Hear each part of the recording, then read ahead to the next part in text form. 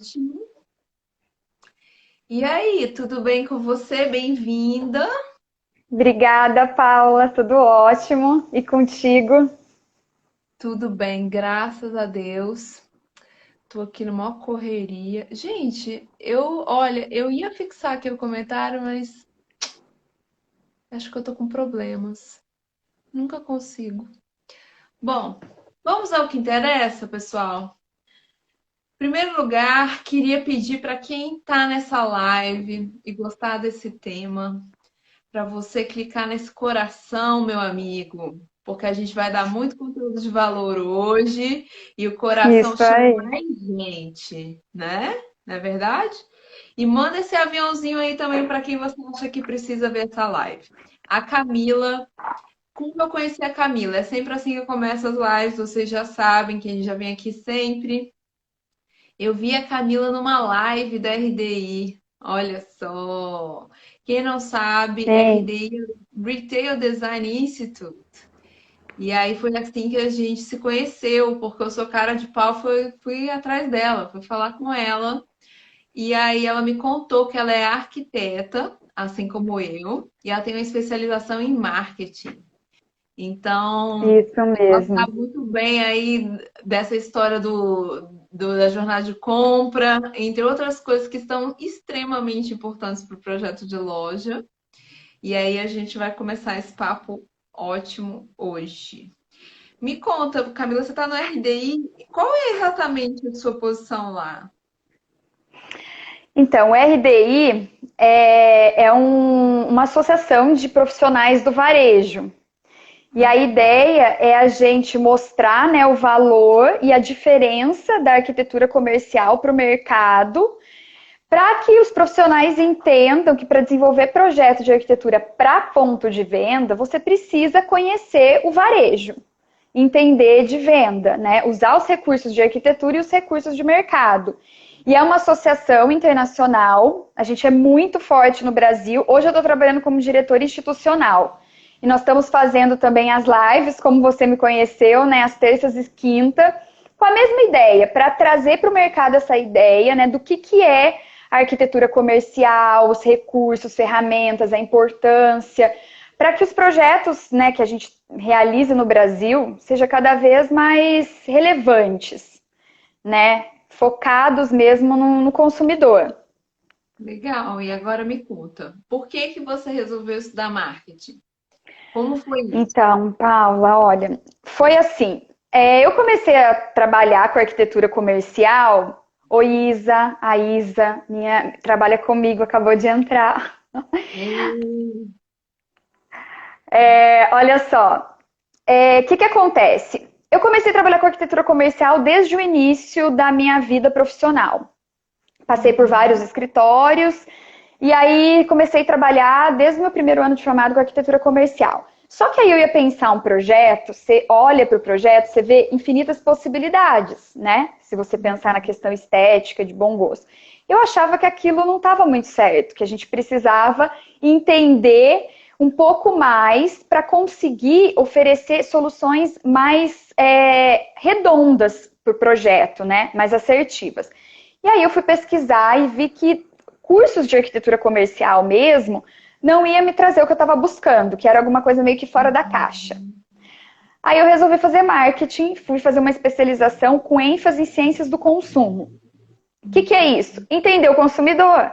Porque se a gente desenvolve um ponto de venda para ele, a gente tem que entender ele, o que ele quer, as necessidades, expectativas. E aí virou uma chavinha, né, Paula? Como a gente estava conversando. Você para de pensar o projeto só com as questões mais funcionais estéticas e começa a entender o que esse consumidor quer e como que eu vou desenvolver um projeto que essa loja que estimule a venda, porque é a base de tudo, né? E aí a ideia é sempre a gente criar a conexão da marca com o consumidor. Porque quando a gente constrói isso, fortalece a marca e estimula a venda. Então foi nesse sentido aí que eu comecei essa minha trajetória na arquitetura comercial. Nossa, que bacana. Eu sou apaixonada por marketing, né? Em algum momento eu me dei conta que eu falo mais disso às vezes do que de arquitetura por aqui, né? Mas Eu acho que é interessante e é alguma coisa que, para gente que gosta de criar, você entender o mercado e poder criar para ele é muito bacana, porque você vê o resultado rápido, né? Assim, você vê suas coisas Exatamente. prontas rápido, você vê as pessoas trabalhando nelas, as pessoas comprando, é muito dinâmico e eu acho que isso é muito sedutor, né? Na verdade, eu acho que você tá super correta, porque assim, a técnica da arquitetura você encontra por aí em diversos lugares na faculdade, né? E aí, quando você traz, vamos pensar assim, o mindset, né, diferente para desenvolver o projeto, é que realmente é o diferencial da arquitetura comercial. Eu Sim. entendo nesse sentido. Então é E bem isso, a técnica, a base, todo mundo de certa forma tem, né? sim. E aí tem esse a mais. Então, para um projeto comercial, quais são as diretrizes que determinam um projeto de sucesso, na sua opinião? Porque é diferente, né? É É aquela história que diferente. meu colega falou, que veio aqui. Quem viu a live do Gustavo, não sei se alguém aqui viu a live do Gustavo Góes, que ele fala que payback de casa é felicidade e payback de loja é lucro, é dinheiro. Então é muito diferente como você mede. Perfeito, Mas conta, quais são essas perfeito. diretrizes? Então, na verdade, eu sempre falo um pouco, eu sempre resgato o que a gente tem de ferramenta, de recurso no mercado, além da arquitetura. Eu sempre acho que a gente tem que sair realmente desse cenário para conseguir desenvolver alguma coisa mais relevante. E eu acho que a gente tem que pensar sempre na questão de como que a gente vai construir uma relação, porque a base sempre, eu entendo que é conectar consumidor com marca dentro do ponto de venda, gerar essa conexão. E aí, qual que é a ideia, né? Como é que a gente faz isso? A primeira coisa, a gente tem que desenvolver estratégia para chamar a atenção dele. E isso, claro, se a gente está falando de uma marca que tem um posicionamento digital também, isso pode acontecer tanto no digital quanto no físico. Mas você, de alguma forma, atrair a atenção desse consumidor. E aí, depois que você atrai, você tem que despertar nele a identificação. E aí que eu acho que mora o grande diferencial da arquitetura comercial. Para eu despertar identificação, para que esse consumidor se reconheça ali, eu tenho que conhecer ele e oferecer algo que faça parte da realidade dele, da leitura dele de vida, de história, de cultura, de realidade local. Eu não posso pensar e trazer para ele algo do meu reconhecimento do que faz sentido estético para mim, ou de harmonia, ou alguma coisa que eu acredito. Eu preciso entender o que faz para ele. Porque se eu levo no ponto de venda algo que faz sentido para ele vai se reconhecer, ele vai se identificar, e aí nesse momento gerou a primeiro ponto de emoção nele, né? Ele sente esse lugar para mim, isso aqui é meu, eu faço parte disso. Ele se sente pertencente. Então, já é um ponto completamente diferente do que a gente pensa no projeto de arquitetura residencial que a gente está falando para uma família. Depois disso, a gente tem que entender que a gente vai gerar nele uma emoção ou positiva ou negativa. Porque o que a gente oferece ali vai resgatar sempre o que ele tem na memória, né? Na história dele. E claro que quando a gente conhece ele, a gente oferece essa emoção, essa conexão positiva. E aí a gente consegue construir essa segunda relação emocional, essa segunda ponte de conexão com o consumidor. Depois disso, a gente tem que engajá-lo. Como que a gente engaja? A gente convida ele para esse diálogo, a gente convida ele para interação, oferece formas dele participar de tudo aquilo ali. Que é tudo isso que a gente tem tratado, né? Do ponto de venda, ter essas experiências que ele pode socializar, que a gente gere entretenimento, que a gente gera alguma coisa que ele faça ali uma presença e ele já consegue ir para a rede social, consegue ir para o digital e fazer essa conexão. Então eu preciso transformá-lo parte daquilo ali. Ele não vai ficar só contemplando, ele tem que viver junto, né? E aí isso é o caminho para você conseguir gerar a fidelização, encantamento dele e fazer com que ele realmente efetive a compra, que é o que todo mundo quer, ali no ponto de venda. É claro que quando a gente fala de uma jornada que tem a ver com omnichannel, ele pode sair dali e comprar da minha marca na internet. Quando eu tenho essa relação muito forte da minha marca construída, é muito importante, eu posso construir isso.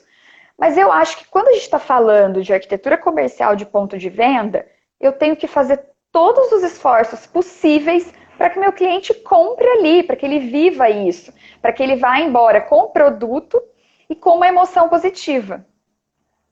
Então eu acho que o projeto bem estruturado, ele tem que passar por todas essas tarefinhas para conseguir motivar esse consumidor A relacionado ao comprar? propósito dessa marca, a comprar.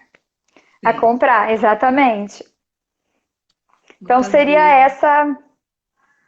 Muitas vezes um projeto, ele pode fazer toda a diferença, assim, né? Dependendo do que a pessoa vende, né, gente? Lógico. Pode fazer toda a diferença no resultado final da venda, né? E a gente vê aumentos de venda aí que são enormes porque o projeto foi bem sucedido, conseguiu traduzir os valores da marca, conseguiu acolher o cliente, conseguiu mostrar o produto, né? Então, Exato. Porque a loja, ela é a casa da marca, quando a gente fala no ponto de venda de acolhimento. E aí a marca tem que entender que ela está recebendo como se fosse uma visita, né? Para acolher na casa dela. E ela também é o templo quando a gente fala na questão de contemplação, de algo de encantado, né? Que gera esse encantamento. Então, ela é a casa da marca, ela é o templo da marca, né? Então, o ponto de venda é extremamente importante, é onde tudo realmente vai acontecer. Ele tem que ser pensado com muito cuidado, com muito carinho, dentro dessa realidade de negócio, para conseguir gerar isso, sabe que a né? sua frase agora me lembrou muito uma frase que eu ouvi dentro da minha empresa, que foi assim, sensacional, porque eu não sei se tinha alguma coisa que não deu muito certo em uma loja. E aí, às vezes, quando você é arquiteto e está dentro de um varejista, às vezes você fica com aquela impressão que só você se importa, né? Que não ficou bom, que você quer refazer, às vezes não tem dinheiro, aquela história que a gente já conhece. Mas uma vez eu ouvi uma Sim, pessoa que falou: não, a loja é a nossa casa. A casa dessa marca é a loja. Ela tem que ser o que a gente pensou. Se tá errado, a gente tem que dar um jeito de consertar, porque é lá que as coisas acontecem. E eu achei engraçado, fazia exatamente. anos que eu não escutava ninguém falar isso. E te ouvir me lembrou dessa frase. Então, Exatamente. agora eu acho que assim, você já falou um pouco, né, dessa construção de conexão para o sucesso de uma loja, né? Você já entrou nessa seara aí. No fundo, gente, a conexão essa construção da conexão, ela não acontece dentro dos nossos parâmetros, né? E esse é o grande lance, mas eu vou deixar você falar. Então, me conta um pouco mais dessa construção da conexão com o cliente, que é a luta. Eu vou retomar o que você falou da casa. Tem alguns estudiosos, enfim, que defende que nós somos seres sociáveis, né? Nós nascemos para nos relacionar. Então, eles dizem que o trabalho é o nosso primeiro local de socialização. A casa, na verdade, nossa, com a nossa família, é o nosso primeiro local de socialização, que é o nosso núcleo íntimo. O trabalho é o segundo lugar de socialização que a gente passa a maior parte do nosso tempo. E a ideia muito ousada é que o ponto de venda se torne o terceiro local de socialização, onde ali o consumidor ele vai viver esse relacionamento, viver interação, viver experiências, que é o que a gente tem chamado de social retail ou retailment, que tem a ver com socialização e entretenimento. Então, claro que é uma proposta muito ousada, que é levar para esse momento de compra junto com todo esse momento de lazer que a pessoa tem. Juntar isso tudo no ponto de venda. Então, seria assim, a terceira casa, né? O terceiro ambiente de socialização que a gente passaria mais tempo. Então, é uma tarefa bem ousada, mas extremamente interessante como estratégia de negócio. Eu acredito que isso pode... Tem futuro, assim, a gente desenvolver, se aprofundar nisso, é uma coisa que tem bastante futuro. Mas, você estava falando de conexão, né? Eu entendo que a questão da conexão é no seguinte sentido. A marca, ela tem um propósito, uma essência, uma história. Ela tem um produto para oferecer para o mercado. E aí eu tenho o consumidor. Eu preciso entender a necessidade desse consumidor, o desejo dele e a expectativa dele relacionada a esse produto. Quando eu consigo entender esse consumidor e entender o que essa marca tem para oferecer, o objetivo é conectar isso. Então, a marca oferece o que o consumidor precisa dentro daquele produto, daquela realidade. E aí eu consigo gerar essa conexão, essa afetividade, que é solucionar um problema do consumidor. O que a marca não pode é oferecer algo que aquele consumidor não quer, que ele não precisa, que ele não deseja. Ou talvez ela até oferece algo que ele quer, que ele deseja, mas com estratégias erradas, e aí ele não entende, porque se você perguntar para o consumidor, ele não sabe. Você tem que saber fazer as perguntas e também fazer um aprofundamento de como que você vai interpretar o que ele diz, o que o mercado está querendo, está buscando, porque na verdade a gente cria necessidades, né? Claro. Então, para construir essa conexão, tem que ter essa relação. O que um tem para oferecer, o que o outro precisa, entender a relação emocional nisso, porque a tomada de decisão é emocional, né? A gente usa a razão para justificar, mas é a emoção que realmente escolhe, que faz a gente escolher o que a gente quer. E aí existe essa possibilidade de conexão. E o ponto de venda é onde a gente vai materializar isso que a gente está propondo, né? Então, se essa marca é cool, e aí ela está oferecendo, conectando com o cliente, buscando agregar uma comunidade com um lifestyle que tem a ver com essa realidade mais cool, esse ponto de venda tem que dizer isso, né? Ele tem que ser a casa, o ambiente desse tipo de público. Então, Sim. quando a gente consegue desenvolver um ponto de venda direcionado, às vezes o cliente fala assim, não, mas eu vou negar um monte de possibilidade de cliente. Mas assim, se você consegue nichar, você vai atrair muito mais que realmente é engajado e relacionado com aquele marco, aquele propósito, com aquilo que essa marca oferece, né? Então seria mais nesse sentido. Em Ficar em cima cima do do muro. muro não leva ninguém a nenhum lugar. Isso é uma coisa assim que eu tenho aprendido muito dos meus estudos também de marketing. As marcas têm que decidir quem elas são, o que elas querem, o que elas não querem. Às vezes é mais fácil decidir o que você não quer do que o que você quer, né? Você já tem certeza. Não quero ser a marca assim.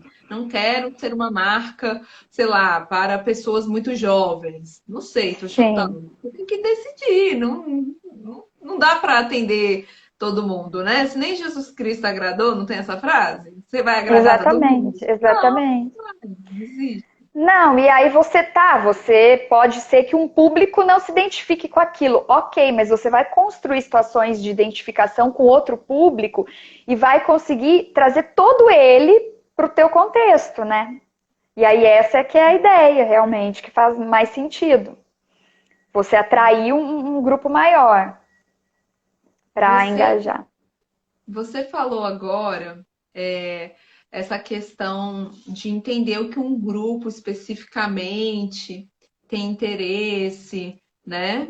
Você falou agora, pode ser um grupo assim, com características psicodemográficas, né? Tipo homem, mulher, idade, mas também tem uma questão regional também que acontece, né? Tipo assim, pessoas do Rio Grande do Sul têm hábitos diferentes de pessoas que moram no Acre, vamos dizer assim, né? Hábitos Exatamente. alimentares, de comportamento e tudo mais. Agora, minha pergunta para você é: como ficam as franquias nesse caso, com a replicação de padrões, né? Porque pode ser uma coisa complicada uma franquia nesse caso, né? Que é justamente isso, franquia. Na verdade, essa é uma grande briga que a gente tem com o empreendedor que trabalha nesse segmento de franquia. Porque, assim, é claro que a gente entende que do ponto de vista operacional, de você replicar tudo igualzinho, se você está falando aí de uma marca que tem uma escala nacional, é claro que vai ser mais rápido a implantação, você replicar tudo igualzinho no Brasil inteiro, enfim, sem se preocupar com o público local. Mas aí o que acontece? Aí as marcas vêm e reclamam que um local dá resultado, o outro não dá. E aí o próprio franqueador reclama que ele quer fazer algumas ações específicas e o limite da franquia não aceita. Então, para nós na arquitetura comercial, na medida que existe, que as pessoas percebem isso, é muito, muito rico, porque, gente, cada local, cada público é específico e tem que fazer o projeto adaptado para ele, né? Tem que entender. Então, o que a gente tem que pensar, né, como estratégia? Até nós conversamos sobre isso. De repente, como você chegou a comentar, a gente ter uma estratégia de ter 3, 4 opções de releitura daquele projeto e adequar e oferecer o correto para cada região, né? Fazer um estudo inicial.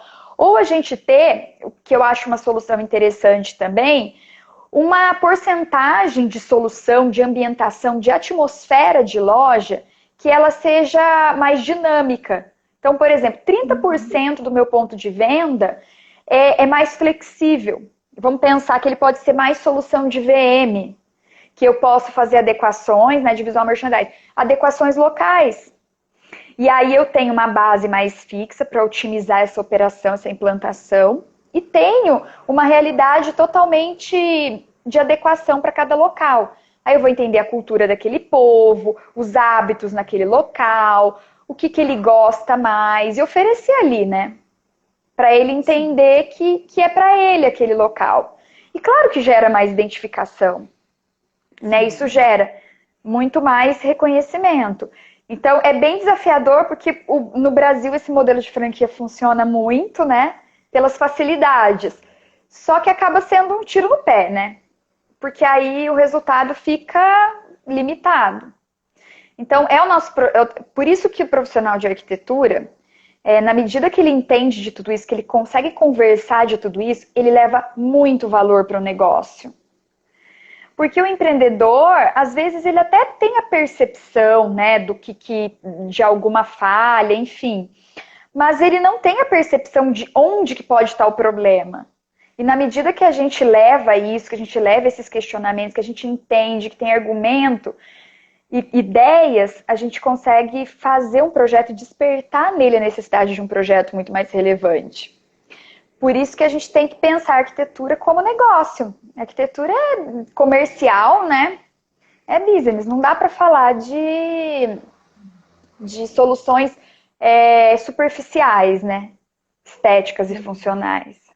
Não, não dá. E eu acho ótimo você dizer isso, que essa semana inteira eu fiquei aí marretando numa tecla, que é justamente isso. A gente tem que profissionalizar o nosso mercado, né? Esse é um problema grave que a gente tem aqui, Sim, que Paulo, concordo. não é um mercado nada profissional. Eu posso dizer porque eu tenho experiência de só mais 3 continentes. Então, é Né? vasto. Eu posso dizer que a minha experiência é vasta e eu tenho que afirmar que o varejo aqui ainda está capinando e tem muito ainda para aprender, né? Não adianta só ficar tentando entender o que acontece lá fora. Nossa realidade aqui já é super diversa, né? Mas a gente tem que aliar esses conhecimentos, vamos dizer, interdisciplinares para fazer Sim, projetos melhores, para engajar, porque com o e-commerce, que vamos combinar, gente, o preço do e-commerce é imbatível, por motivos óbvios, imbatível, né? Não tem sim, vendedor, não tem loja bonita, não tem que pagar o salário da Camila, né? Não, não é? não tem que fazer decoração chique, não tem. Você pode arrumar, sei lá, até no quinto dos infernos lá um depósito e vender. diretamente, só que até as marcas isso eu acho muito interessante falar. Até as marcas que nasceram no online, às vezes querem um ponto de contato no ao vivo, no offline, porque esse Sim, conhecimento do cliente é poder, gente. A gente tem que usar essas informações nos projetos, né? sim, sim. É aquilo que nós falamos. É, o ponto de venda é o único local mesmo que a gente consegue construir uma conexão humana. E isso é fundamental. Então, se a gente está falando de uma marca que é só digital, ela não tem uma entrega completa de essência de propósito de marca. Ela não consegue realizar um engajamento emocional completo. Ela vai até um certo limite.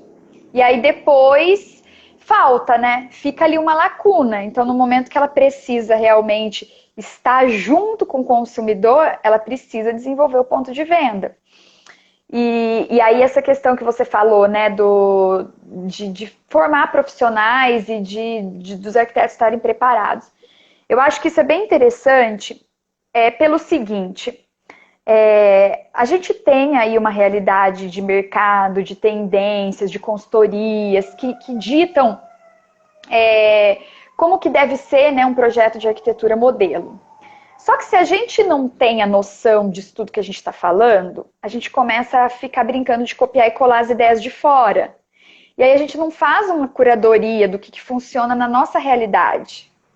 Então não adianta eu pegar lá um modelo da NRF, da loja maravilhosa de experiência de Nova York, e querer replicar isso na realidade do Brasil para uma marca de pequeno, médio porte.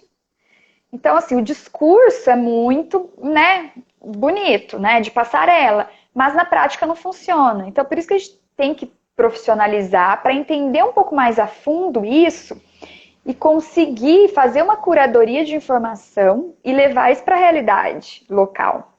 Senão fica um monte de gente parecendo robozinho, repetindo tudo que houve lá fora. Ah, vou fazer loja com experiência, vou fazer isso, vou fazer aquilo. Bom, nós não estamos em Nova York, né? Não, E muita entendi. coisa não vai funcionar, né? Não temos o dinheiro que as marcas têm, enfim, não é a Uhum. realidade, né? Sim, Então, mas eu ainda acho que essa parte da experiência tem muito, também tem muito a ver assim com a interação humana. Como você falou, eu acho que pode ser uma coisa simples e agradável, do tipo tomar um café com bolo com uma pessoa legal e bater um papo. Para mim, isso já é uma experiência. é uma Nossa, experiência. pós-pandemia vai ser a experiência, galera. Me aguardem. Café com Sim. bolo, vai ser o que vai rolar. Agora, vamos entrar no assunto que todo mundo quer ver, ouvir você falar, que é justamente a jornada de Sim. conexão cedo. É... Vamos fazer essa correlação, o que que é jornada de compra e Pera, eu essa acho que a questão. internet está meio falhando. Será que é a minha ou a sua? Agora deve ser a sua, antes era a minha, que deu uma falhada aqui. Tá se revezando. É, tá me ouvindo? Tô, tô te Tá. ouvindo. Quer que eu repita? Bom, então, não, eu sobre a jornada, né? Isso. Então, quando a gente fala em jornada, o que acontece?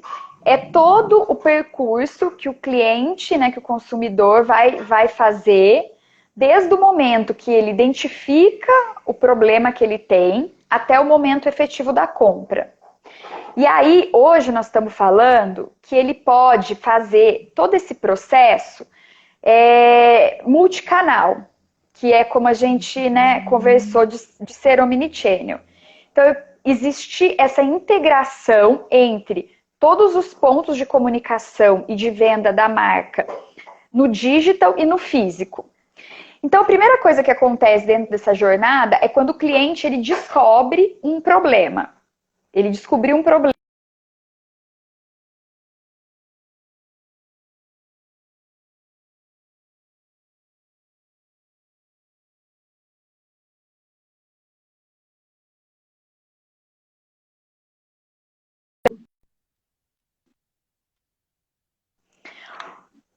Oi, tá dando para acompanhar? Não tá cortando? Tá? Como que ele faz hoje? Ele busca informação na internet, ele busca informação com os amigos, ele busca informação realmente com o vendedor no ponto de venda, ele pesquisa outras marcas. Então, ele vai chegar realmente para comprar, às vezes, tendo muito mais informação sobre o produto e conhecendo muito mais do que o próprio vendedor. Ou, às vezes, do que a própria marca ofereceu. Então, ele pode fazer isso em qualquer um dos canais, desde que a marca estrategicamente esteja presente de uma forma alinhada em todos os canais para que ela consiga fortalecer isso. Aí depois que ele buscou a informação, ele vai passar pelo processo de avaliação. Né? Ele vai pesar o que faz mais sentido para ele. E aí, se a gente está falando dele estar no ponto de venda, ele vai tocar, ele vai provar, ele vai sentir, né? Vamos supor, se a gente está falando de uma peça de roupa, ele vai sentir o tecido. Então, baseado no que ele tem de informação, ele vai avaliar o que atende melhor ele. Se ele pode estar fazendo isso também no digital. Ele pode estar avaliando o preço, ele pode estar avaliando o comentário dos clientes, dos compradores, né? Para ver a confiança, a credibilidade que aquilo tem. Se ele está fazendo isso no ponto de venda, com certeza, tudo que a gente oferta no ponto de venda faz parte dessa avaliação, desse engajamento. Essas experiências, essa emoção, mostrar para ele essa essência da marca, tudo isso que a gente está falando aqui. E aí, isso que vai despertar nele, que vai ajudar a ele decidir pela compra. Por mais que ele tenha informações racionais, ele vai decidir de uma forma mais instintiva, impulsiva, emocionalmente. Aquilo que despertou mais a emoção nele. E aí, o que ele vai fazer? Ele vai usar os recursos mais racionais para justificar. Né? Aí ele vai falar da qualidade, ele vai falar do preço, ele vai falar da entrega, mas na verdade o que realmente motivou foi a emoção. Então esse que é o processo de jornada dele, que no passado acontecia todo no ponto de venda. O cliente ia, né, buscava informação, conhecia o produto, avaliava, aí ele estava ali, vamos supor, num shopping, ele ia em uma outra loja, verificava ali e efetivava a compra onde ele achava que a avaliação dele. Hoje não, hoje ele faz isso onde ele quer, como ele quer, ele compra onde ele quer, ele busca informação onde ele quer, ele retira onde ele quer, né? E aí a gente tem que estar, a marca tem que estar totalmente preparada para oferecer isso para ele, né? Todas essas opções. Com certeza. Isso quando o cliente está consumindo alguma coisa que ele meio que já sabia que ele tinha um problema, né? Mas também tem aquelas compras por impulso. Você está passeando ali no domingo, no shopping center, porque você foi ao cinema, e aí você passa na frente de uma vitrine e fala: opa, não preciso, mas quero. Sim, Também tem essas sim. compras, né? Que são assim por impulso. E aí o ponto de venda tem uma peça-chave nessa hora, né? Assim, a beleza dele, o visual merchandising, o vendedor principalmente também, são peças-chaves ali para fazer a venda acontecer, né? E O aí atendimento é fundamental.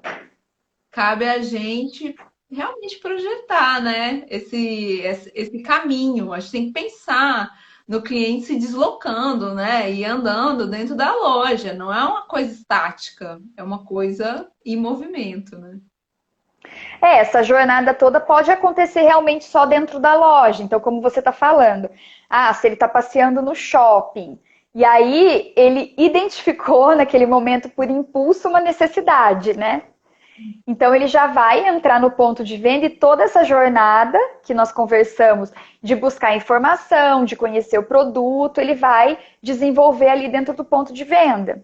E aí a gente tem que ter ali toda essa oferta para ele da informação, para que ele conheça, a oferta de experiência para que ele se identifique, para que ele consiga decidir pela compra, que é o objetivo final, ali mesmo dentro desse processo.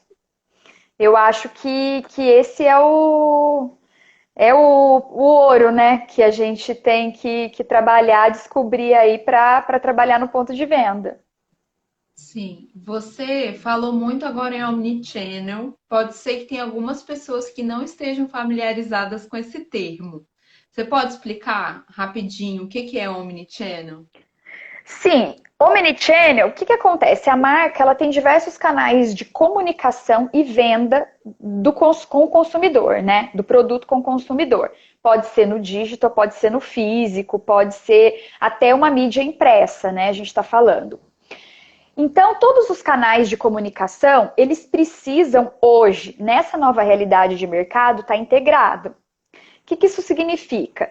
Eu posso buscar informação na internet, provar na loja, comprar na internet, trocar na loja, ou eu posso ir no ponto de venda, provar, depois eu compro na internet, enfim, ou eu compro pela internet, vou buscar e retirar no ponto de venda. Então, eu tenho que ter toda essa comunicação onde eu busco informação, tenho acesso ao produto em qualquer desses pontos de comunicação que eu escolher. Então, se a marca tem um propósito, uma essência, ela tem que contar isso para o consumidor em todos esses pontos de contato com ele. Então, a mesma carinha que o e-commerce tem que ter o ponto de venda, tem que ter a rede social, tem que ter a mídia impressa, se ele vem a ter, né? A mesma cara, o mesmo objetivo de oferecer essas experiências. E aí, claro, se a gente está falando de uma mídia impressa, a gente está falando de algo mais visual. Mas ela tem que ter um alinhamento estratégico. E quando esses canais todos se comunicam e o cliente consegue escolher o que ele quer fazer e percorrer ali da forma que fica melhor para ele, aí nós estamos falando realmente de omnichannel. Não é simplesmente eu tenho uma loja que só funciona como loja, eu posso comprar ali e provar ali. Eu tenho um e-commerce que só funciona com ele. Aí a gente tem canais, mas eles não estão integrados. Então é mais Verdade. nesse sentido. E hoje é fundamental, né, Paula? Olha o que a gente está vivendo. Quem Aí, não está aqui, não existe. A marca que não está aqui hoje, né? Ela não existe. Porque o consumidor, né, a gente fala que ele está escolhendo hoje de que ele vai comprar no futuro. Quando ele voltar para as ruas. Então, assim, se a marca não está aqui, ela não está sendo escolhida. Ela não está sendo percebida. Ela não está sendo vista, né? não tem nada mais. Vamos falar agora como consumidor para fazer o pessoal que está assistindo a gente aqui pensar um pouco. Tem alguma coisa mais chata do que, por exemplo, você comprou uma coisa pela internet, vamos supor. Você comprou um sapato. O sapato ficou apertado, não te serviu, não ficou legal. Aí tem uma loja que fica perto da sua casa. Aí você pega o sapato que você comprou na internet, que é daquela marca, e leva lá. Aí eles olham para você e falam: Ah, se você comprou pela internet, tem que trocar pelo correio. Aí você, Nossa, terrível. não, não faz isso comigo, não. Eu tô aqui, você vai me fazer ir pro correio? É. Aí você olha assim e fala, cara, que saco, nunca mais vou comprar. Que trabalheira ter que fazer isso, já tô aqui. É muito chato isso pro cliente. E eu acho que hoje em dia o cliente tem muitas opções, né? O cliente tem muita informação. Quantas vezes, agora eu vou fazer um outro teste aqui de jornada de compra. Quantas vezes você está passeando assim, vamos supor, você entrou na livraria e viu um livro que te interessa. Aí você abre seu celular e olha assim na internet quanto custa na loja online aquele livro. E você vê que é a mesma loja física e o preço é diferente. Aí você olha e fala: não vou comprar aqui, vou comprar depois. E aí essa marca acabou de perder uma venda, né? Porque o preço é diferente em dois canais que são iguais. E hoje em dia todo mundo tem um celular. Então, essa loja definitivamente não é omnichannel. Então, eu acho que por conta Exatamente. dessa quantidade de informação que a gente tem, a decisão da compra fica até mais complexa, né? Assim, dependendo, porque você não se sente obrigada a pesquisar mais, dependendo do que você estiver comprando, se tiver um valor mais alto. Você não fica tentada a pesquisar mais, assim, para saber se você está comprando certo mesmo ou não. Não fica mais Você está confuso. fazendo a melhor escolha, né? Eu acho que isso acontece. Sim. Mas também, ao mesmo tempo, aí vai minha pergunta para você agora. Se você tá numa loja, você tá tendo, não sei, uma experiência bacana, você já deu uma pesquisada, talvez não tenha sido assim tão profunda, não tenha gasto tanto tempo, mas você deu uma pesquisada, o ambiente está bom, a pessoa facilita ali para você o pagamento de uma forma que seja bom para você. Pode ser que você tome ali a decisão de comprar aquele produto na hora. Você chega à conclusão que você não quer mais pesquisar, que você gostou daquela loja, acho que passou uma certa segurança, e você resolva assim fazer a compra ali, né? Porque a sua experiência também foi positiva dentro da loja. O vendedor disse alguma coisa ali no seu ouvido que na hora fez sentido, o ambiente estava agradável, você está gostando de ficar lá dentro, né? E resolveu Sim. comprar. Eu acho que isso tem a ver com aquele termo que a gente usa, né, UX, que é a experiência do usuário, que é mais um termo relacionado à tecnologia, até se a gente for pensar friamente. O que é isso? É quando a experiência é completamente fluida. Então, toda essa jornada que ele está fazendo, ela acontece sem nenhuma ruptura. Então, não tem informação que está errada, não tem preço indicado errado, não tem uma quebra da confiança. Na verdade, a gente vai construindo tudo, né? Como você disse, não tem nenhuma barreira, não tem dificuldade para ele comprar, como você falou. Ah, ele vai ali e não consegue trocar. E ele tem que voltar para casa, para o correio, para depositar a mercadoria. É completamente sem sentido, né? Então, se você consegue gerar essa experiência totalmente fluida e não. Porque se a gente constrói nessa experiência qualquer desviozinho para você direcionar o consumidor para fora, ele sai, né? Você rompe, ele desvia. Mas se você consegue construir essa experiência do usuário totalmente fluida, desde o momento que ele está buscando informação até o momento que ele a gente tem que pensar no pós, né? Que ele efetivamente precisou fazer uma troca, enfim. Você gerou uma experiência nele muito positiva e provavelmente isso vai contar muito para uma próxima compra, né? Porque ele sabe que ali ele não vai ter problema. Então eu acho que é nesse sentido, não deixar romper em nenhum momento essa relação. Essa relação de informação, de valor que você está ofertando, né? Porque se você conta alguma coisa para o consumidor no digital e aí ele chega na loja e você não entrega o que você contou no digital, poxa, você quebrou totalmente, você rompeu, né, o que você está prometendo. Então eu acho que é bem essa relação, assim, a promessa e a entrega ser completamente alinhada. Aí ele toma a decisão, porque aí você não, por que ele não vai comprar, né? É aquela história, ele paga mais, porque ele é valor percebido, Uhum, né? sim. É o valor A percebido. jornada de compra. A jornada de compra para ser desenhada, ela, assim, qualquer marca boa, ela desenha a jornada antes, né? Ela pensa como é que vai ser. Eu lembro que eu fiz um exercício bem interessante, assim, no meu MBA, que o professor virou e falou assim: finge que você vai comprar um colchão. Como é a sua jornada de compra? Aí a gente desenhou. Agora é sua avó comprando um colchão. Aí a gente começou a rir.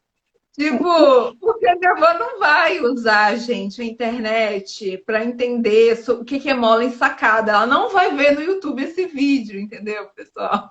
Mas eu vou, não é bem por aí. Então, são jornadas distintas e você tem que um pouco tentar prever o que vai acontecer, né? É o que a gente faz, tá? Projetando uma loja, você vai pensar, primeiro o cliente vai ver isso. Aí ele vai circular assim dentro da loja. Aí quando ele for no provador, ele vai sair, ele vai ver isso, mas aí o espelho tem que estar aqui.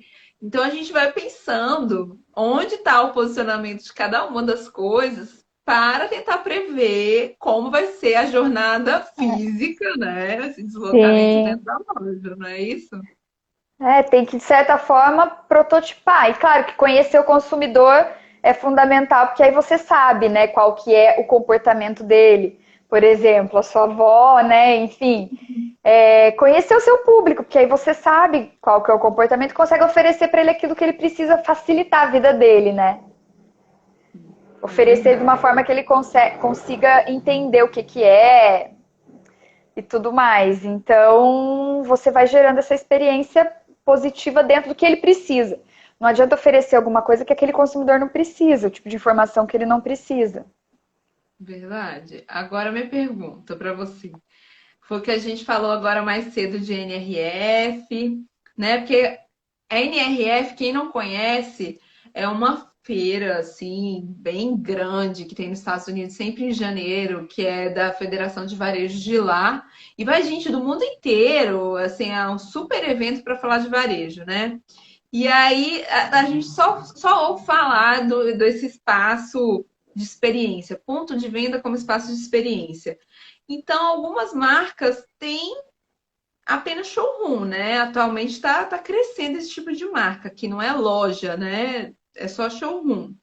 Mas outras, de fato, querem vender no espaço físico. Então, como é que você acha que o espaço pode ajudar o fechamento da venda a acontecer?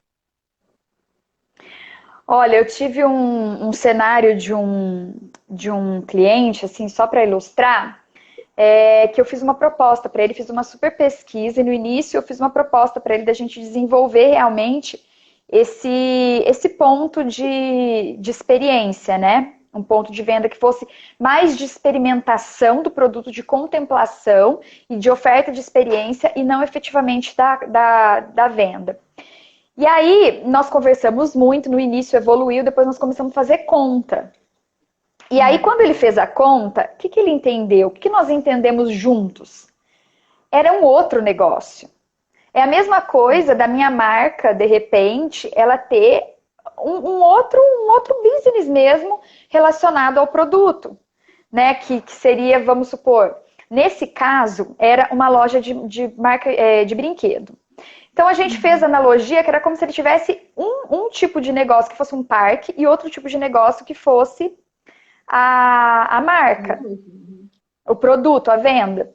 Então não faria sentido, porque não era o negócio dele, né? Então acaba sendo uma certa fantasia. Em muitos cenários a gente desenvolver isso, porque na prática mesmo a conta não fecha, né? Quando você vai botar ali na ponta do lápis. Então a ideia é a gente conseguir, no momento que a gente faz essa construção de marca, de conectar o consumidor, de mostrar para ele o valor, de despertar essa identificação, a gente consegue fazer com que essa venda ocorra ali. A gente fala muito hoje de um recurso, né, de um termo que está sendo muito usado, que é o slow sell. O que tem a ver? É quando a gente consegue fazer com que o consumidor ele fique mais tempo dentro do ponto de venda, se relacionando com tudo que a gente tem para oferecer para ele. Tem uma pesquisa que diz que quando a pessoa passa até 30 minutos no ponto de venda, é o tempo que ela precisa para emocionalmente ela se conectar. Então é mais ou menos assim, faz meia hora que já está aqui, esse daí já está ganho, não vai sair sem comprar. É algo mais ou menos nesse sentido, falando de uma forma meio fria. Mas então no momento que a gente faz esse slow sell, que você dialoga com o consumidor, cria uma situação mais humanizada, entende a necessidade dele, aí você vai lá e oferece para ele alguma coisa bem relacionada com aquilo que ele quer, oferece alguma coisa personalizada, uma composição. E aí você oferece, como você disse, né, a experiência simples do cafezinho, alguma forma de interação. Você vai fazendo aquela compra ser mais tranquila, mais serena, ele vai se engajando, ele vai passando mais tempo ali.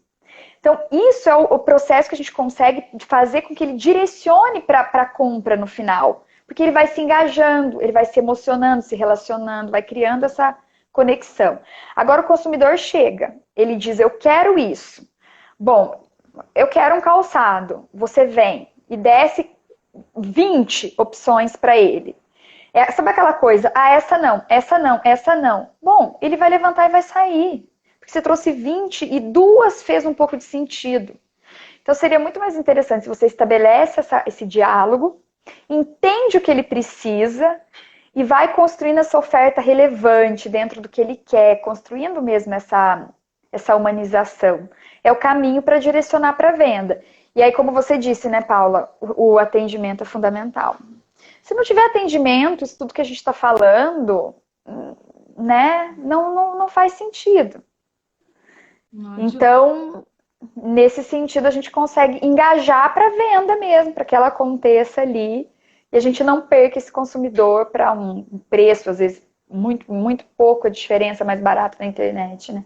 Então a gente conseguiu construir isso ali dentro mesmo. Essa aqui que é a ideia, né? Que é o grande desafio. É Como que a verdade. gente, né, que o ponto de venda mesmo constrói isso. E Seria nesse agora, sentido?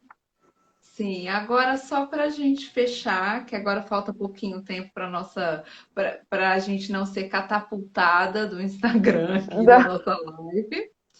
Em É, horário nobre. eu queria falar com você agora um pouco sobre essa retomada pós-pandemia, né? Quais as ações que você acha que as lojas podem implementar para que a experiência de compra do cliente seja a melhor possível? Tem muita gente falando sobre isso e as falas andam bem divergentes, eu diria. Mas qual é a sua opinião? Olha, eu tenho tentado fugir um pouco desses discursos da arquitetura comercial, do retail design, da loja, para realmente a gente trazer soluções um pouco diferentes. Senão a gente fica muito robozinho, né? Falando o que todo mundo está falando. O que eu tenho trazido? Um conceito da arquitetura da cura, que é um espaço de bem-estar para que a gente consiga gerar uma sensação boa no consumidor. Então, o primeiro item, eu vou tentar ser bem rapidinha, né? Que eu acho que falta pouco tempo.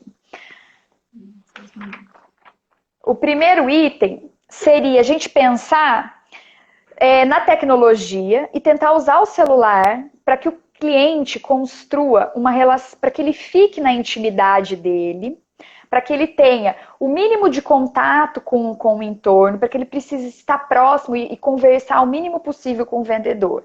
Então, aí a gente está falando de ações simples de construir esse omnichannel que nós estamos falando, porque é o momento que quem não tem, tem que construir, né? Quem tem, está melhorando. Quem não tem, tem que estar construindo.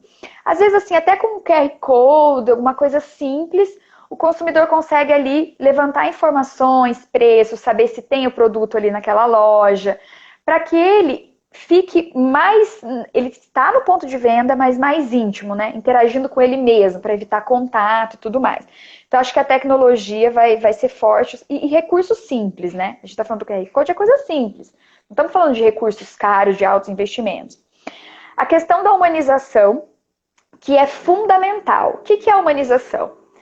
A comunicação de marca, normalmente, como que sempre foi feita, né? Eu conto quem eu sou, eu falo o que eu tenho para oferecer. Agora, a gente tem que conversar com o consumidor.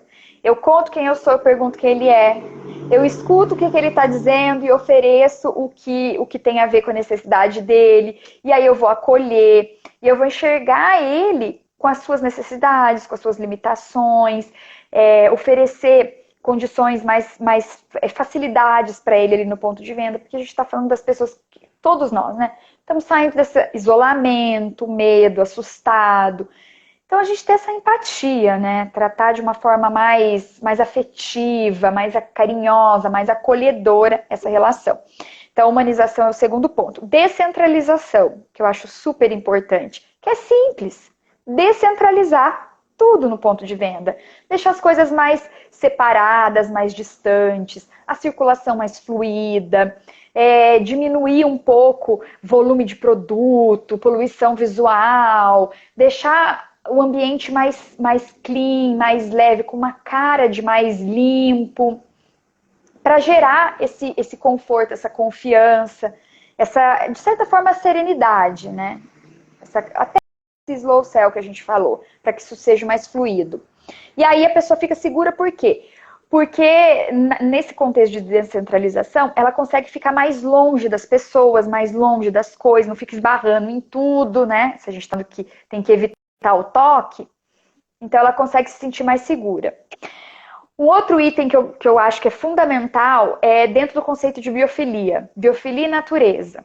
Gente, quantos pontos de venda que tem janela e tá ali entulhado de produto, dispositor, janela tá escondida. Vamos abrir essa janela, deixar entrar ar natural, luz natural, para conectar com o meio externo, para que as pessoas tenham mais essa relação com a natureza. Porque já é comprovado em vários estudos que isso cura, né? Então, liberar esses espaços, construir uma certa fluidez, levar o verde, né? Porque a planta traz um pouco dessa relação mais saudável, né? Mais natureza, dessa conexão. E aí, o último item que eu acho que é bem interessante é assim, gente, tudo que eu vou pensar no meu ponto de venda, eu tenho que pensar que eu tenho que levar felicidade e motivação para esse cliente, para esse consumidor. Tudo. Então, tudo que eu vou fazer, eu pergunto, ele vai ficar feliz? Eu estou motivando ele? Porque não adianta eu fazer uma ação que o consumidor vai entrar no ponto de venda e vai ficar assustado, com medo, achando que está entrando no hospital, né? Ou então, assim, eu tenho que motivá-lo, eu tenho que fazer ele ficar leve, ele ficar feliz, porque senão como é que eu justifico de trazer ele para dentro do ponto de venda? Então, é melhor ele ficar na casa dele, né? Se for para ir para um ambiente frio, que não tem essa hospitalidade, esse cuidado. Então, eu acho que assim, tudo que eu vou fazer, a pergunta básica é: vou motivar? Vou levar felicidade? Então eu faço. Ah, não vou. Bom, então pensa bem. Eu acho que a gente tem que ter essa visão um pouco otimista, né? Do ponto de venda. E aí, nesse sentido todo, a gente de repente pensar em algumas soluções que pode virar, né, soluções para o futuro também e se fortalecer. Dependendo do tipo de produto que eu trabalho, eu posso fazer um atendimento com hora marcada para que as pessoas venham, né, exclusivamente, entender que a loja está limpa. E aí eu posso entender esse consumidor e de repente já oferecer para ele produtos que eu sei que ele gosta, já criar composições, gerar esse atendimento mais caloroso para que ele fique mais seguro. Então, às vezes, pode ser até modelo de negócio que venha acontecer mesmo e se consolidar, né? Que é aquela história que no problema a gente acha as oportunidades. Então, acho que seria pensar nesse sentido, Paula, para a gente conseguir ofertar, né? Ter soluções mais reais, né? Não ficar fantasiando muito. Solução simples. Sim, solução simples que não custe uma fortuna para implementar, né? Que é complicado, o cara já está Exato. descapitalizado, aí da onde que ele vai tirar dinheiro para mudar tudo? Não existe. Bom, Exatamente. acho que agora nós chegamos ao último minuto da nossa live, então queria aproveitar para te agradecer por ter aceitado o convite de vir aqui ensinar a gente um pouco mais sobre Imagina, isso é um esse bate-papo. assunto. E obrigada, gente. Essa live vai ficar gravada 24 horas. Se você não conseguiu assistir tudo, aproveite, vai ficar aí no ar. Obrigada, de verdade. Até Ai, a achei próxima. super rico esse nosso bate-papo. Muito obrigada, gente. Eu admiro super seu trabalho, Paulo. Você está fazendo um trabalho de conscientização aí, de profissionalizar o pessoal da área, muito bacana. Obrigada Poxa, pela obrigada. oportunidade. Obrigada, gente. Até a próxima terça, hein, pessoal? Tô esperando vocês, 20 horas. Tchau. Tchau, tchau.